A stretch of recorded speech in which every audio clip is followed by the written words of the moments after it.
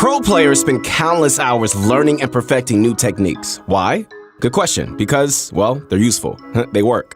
Even if you think, you know what, I'm never going to use that technique. You know what, this is what I got to say to you. You just never know. It might come in handy, it might save your skin and even earn you a dub one day. What's going on, guys? It is your motivation guy. Make sure to follow me on my new Insta. That is at your motivation guy. Once again, at your motivation guy. Connect with me as soon as you can. I would love to hear from you. I'm not responding to anybody on my old Insta, only on this one. I want to help inspire you guys to be great in this game and also in life. So we're back again with 7 more pro techniques you probably aren't using. Most of these are not new or anything like that, but still, you'd be surprised at how little use they see. Whether your goal is to get more kills, survive longer, or even win more matches, these techniques are sure to help you guys. Do you have a technique that you love to use all the time? Well, I know a lot of players that, use the grenade strat that you see some of the pros use. They just love blowing stuff up, and that just makes it easy. But let me know what your favorites have been in the comments down below, okay? And if you're interested in learning even more, hey, we've got plenty over at ProGuides.com. On our site, you're gonna find dozens of courses teaching a variety of useful topics like aiming, come on now, building, and yes, even special techniques. For instance, our Secret Building Techniques series takes you through the steps needed to learn all the moves that are going to give you an advantage on the battlefield. To start, follow the link in the description or visit ProGuides.com. Ladies and gentlemen, this is my favorite time. You know why? Because it's time to sit back, relax, and grab my favorite candy that I am addicted to, and I'm proud of it. And it is that Bunch of Crunch. And let's get this going. So, a while back, we showed you guys a not so well-known technique to attack a wall from behind your ramp, right? That still works and definitely still has some use, but there's another application that we didn't discuss. You guys ready to hear that? That same trick can also be set up to hit a floor piece through a cone. Now, this is useful for tricking turtling opponents into thinking you won't be taking their top floor piece.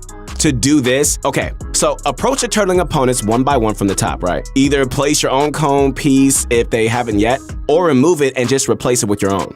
Once you own that pyramid, edit it to reveal one of the corners, either the right or the left. Swing your pickaxe at the very edge of their floor piece, then quickly reset the cone. From here, and I mean right here, the enemy is gonna think that you can't hit their floor. But if you swing on that harvesting circle, you can actually attack it through the cone. So do that, all right? And pull out your floor to replace it. Then edit through both to reveal your opponent for the kill. Now, why would you want to do this? Good question. Well, taking floor pieces can be really risky, right? Since your opponent might edit and go for a jump shot. Plus, with the whole coin flip mechanic, it might take a while to just brute force steal their floor. So this added confusion, where they think their floor is safe, can potentially make them turbo build the wrong piece. But the confusion doesn't have to end there, my friends. You could even go a few steps to even further puzzle your opponent. For example, now once you reach the stage where you close the cone, you can drop a ramp to the side as if you're about to drop on it for a wall replace. Land on it and swing your pickaxe once after a wall, right? Then jump back up and hit the floor piece marker.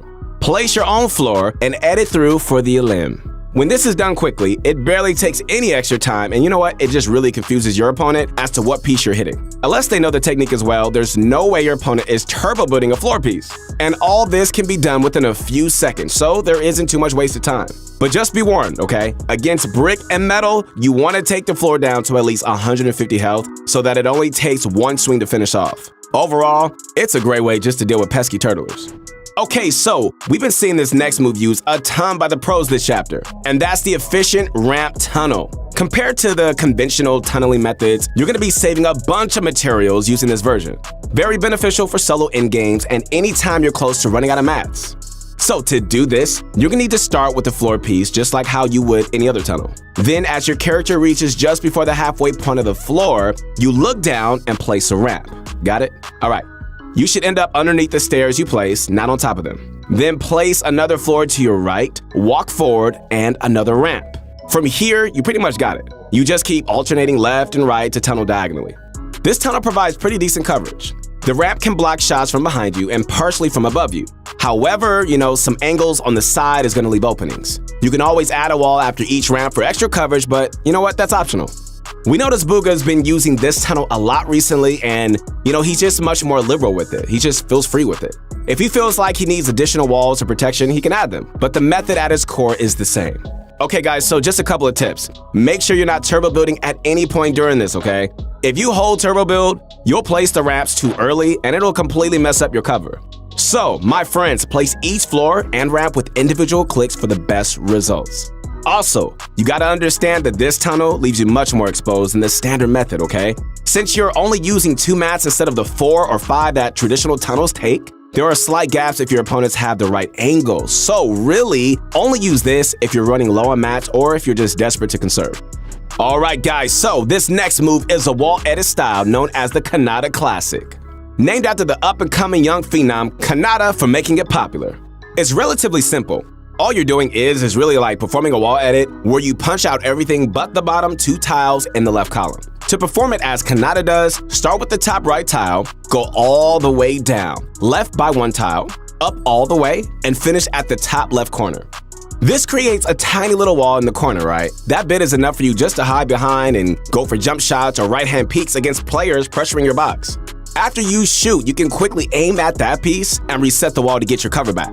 Just make sure that you're positioning close to where the section will be before you confirm. So, why would you want to perform this over your regular wall edit? Well, first, you know what? It's unpredictable. Reading a peek with most other edits is pretty straightforward, but with this one, you can right-hand peek or you could just go up for the jump shot, making it much harder for the enemy to predict. You know, another reason is to deny your opponent's pickaxe swing. The best time to go for an edit play is when the enemy is outside your box, is swinging their pickaxe. The only problem is if you make the edit while they're mid-swing, they might still hit your wall and replace it. Then you're left in a pretty uncomfortable, sticky situation. Since the Kanata Classic leaves a very minimum area for them to hit, there's a way higher chance their pickaxe won't connect. So that wall is just gonna stay yours.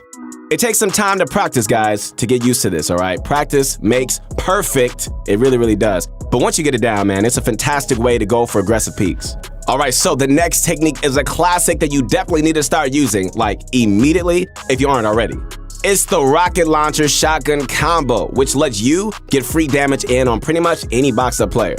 It's effortless too, to be honest. All you gotta do is fire an RPG at a player behind some builds, pull out your shotgun, line up your crosshair, and fire right as the rocket hits. With the right timing, they can build fast enough to block that shotgun hit. Of course, you do have to have some sort of idea of like where your opponent is. If they're behind a fully built metal structure, this trick is not gonna work. Not only will the metal survive the rocket, but you know what? It's gonna be hard to spot your target as well. But if they're behind wood or something that's still building, the rocket devastates everything in its path so you can land a hit. It may seem like a simple trick, and it is, but we continuously see players with both weapons in their inventory not utilizing this trick. Even if you miss the timing, you haven't really lost out on anything. So next time you go to rocket somebody else's base and you're within range, remember to combo your shotgun along with it. All right, coming up next, another simple but effective trick. This one, we're calling the Better Turtle Ramp. It doesn't seem very useful at first, but it's advantageous in several ways. So, anytime you're playing defensively in your own box and someone like takes your wall, your first move is usually to jump and place a ramp, right? Come on, we all know that's true. But instead of putting the ramp forward, you should turn around, look down, and place it that way. So there are a few reasons why you want to get used to placing your stairs this way. First and foremost, and I know that, I know a lot of people this has happened to. If your opponent replaces your wall and edits it open, the ramp you try to place sometimes ends up a tile right in front of you, meaning outside your box and not protecting you. If you turn around and look down to put one, it'll always connect in your box and keep you safe. Not only that, but the most reliable escape route when your wall gets taken is almost always editing out the back of your box. Placing the ramp this way can be done as you're turning around, and it just saves a bit of time. A third reason is to block above you as well. If your cone and floor pieces get taken, a forward ramp isn't going to do anything unless you're toward the front of your box. So turning around and placing it this way protects you from any attack from above. There are plenty of more reasons too, but the main ones are just that it's safer. Generally, it just covers more angles, and it's just more intuitive for you when you're expanding out. Remember when Nick A30 was considered an editing phenom? Man, those are the days, right? But this knowledge of editing is still hot because recently, Nick showed this exclusive trick on his stream involving a peculiar edit we've never seen. All right, so let's just say it's the end game. You're holding the high ground and you want to go for rifle shots on players rotating in. There's a massive risk editing your wall or a window open and going for shots. You might get sniped or lose a bunch of health from a third-party player. So Nick came up with this flexible, cost-effective way of adding cover when you go for shots. So start by editing your wall open, then placing 2 cones in front, one at the top and one at the bottom. You edit 3 tiles on the bottom cone, right? If you're peeking left, edit everything but the bottom left tile. And if you want to peek right, then leave the bottom right tile unedited. Then edit the corner of your wall so that it lines up perfectly with the bottom cone. Place a pyramid in your box as well, okay? And edit the same corner as you did for your wall to create a ramp that adds more protection. Then anytime you want to go for another angle, you can reset the cones and your wall and set them up the other way. You know, it takes valuable time placing cones and editing them, so try to set this up in advance. Figure out what direction players are likely to rotate in from and put the cones down before the storm starts closing in. You don't want to be setting this up when there's shooting to be had, because by the time you finish, you might lose your opening. So always try to place the cones before engaging. This final move isn't like a specific technique, as it is a general strategy, and that's shooting structures with your shotgun. You know, many people don't even know this, but the tactical shotgun actually does pretty decent damage towards structures. It does. The epic and legendary variants hit as hard or harder than a pickaxe with each shot. About 75 damage with the purple and 75 with the gold. The pumps do significantly less, so generally, you want to attack with this strategy. But why would you use one over a pickaxe, you ask? Alright, let me show you in this example from Benji Fishy. He destroys his opponent's base with a rocket and, unfortunately, misses the combo shot. Now, if Benji were to walk up, pull out his pickaxe and go for the wall, his opponent would clearly see it coming, right? So instead, Benji waits until he's in wall placing range and uses his shotgun to take it. Since he's a bit farther away, the guy in the box doesn't even expect it. So Benji gets it for free and cleans up the kill. I mean, look at this, my friends. Benji even lines up his crosshair on the enemy before he shoots. Edit plays from turtles are super common. So indeed, if they were to open the wall for a shot, Benji could just get lucky and land a free hit. Just another reason to use your shotgun this way. This does not only apply to walls, but also against ramps. Walking up the pickaxe stairs is predictable, but no one expects the shotgun replace. Now, we're not saying that you should only use your shotgun against structures. A pickaxe attacks much faster and does more damage overall. Plus, it doesn't take up ammo you'll eventually have to reload. But anytime a wall or ramp is low and you're within replacing range, using your attack shotgun might catch your opponent off guard.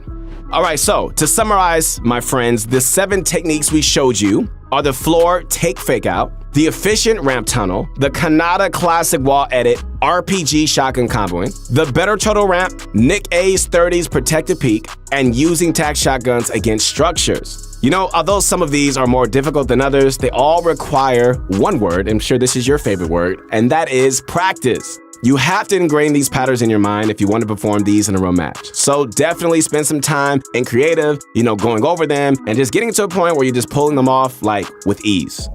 Well, hope you enjoyed this video. Once again, this is your motivation guide. That's right, your friend, the one and only Keith Allen. Again, make sure to connect with me on my new Instagram at your motivation guide. And posting up vids to help inspire you to not only be great in this game, but also in life. Hope you enjoyed this video. If you did, drop a like, sub to the channel, and remember to use code PROGUYS in the item shop to support the team. Once again, we'll see you next time.